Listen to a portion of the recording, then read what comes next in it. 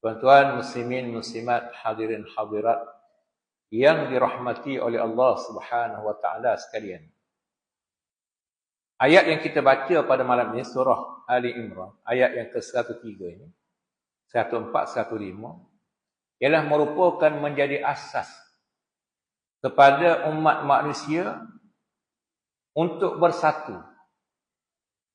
Ya, kita tidak boleh bersatu di atas bangsa. Kita tidak boleh bersatu di atas bahasa.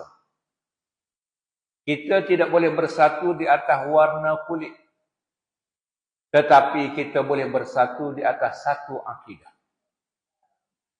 Bangsa tak boleh sebab bangsa ni banyak, entah berapa ratus bangsa atas muka dunia.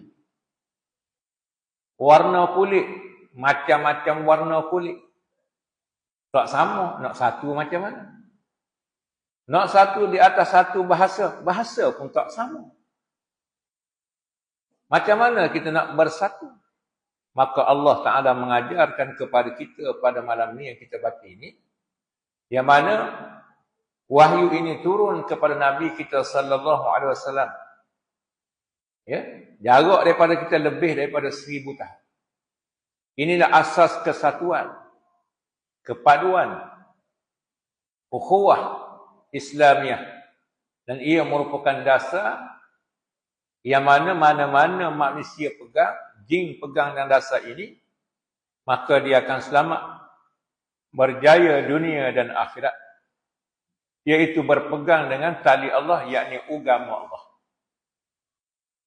Sebab tu di sini Allah Taala kata wa'tasimu bihablillahi jami'an wa la tafarraqu. Hendaklah kamu berpegang teguh, kuat dengan tali Allah semua sekali. Jangan kamu berpecah belah, bercerai-berai. Baik. Kenapa di sini Allah Ta'ala menggunakan kalimah hablillah, tali Allah? Kenapa dinamakan, disebut di sini kalimah hablu, hablillah?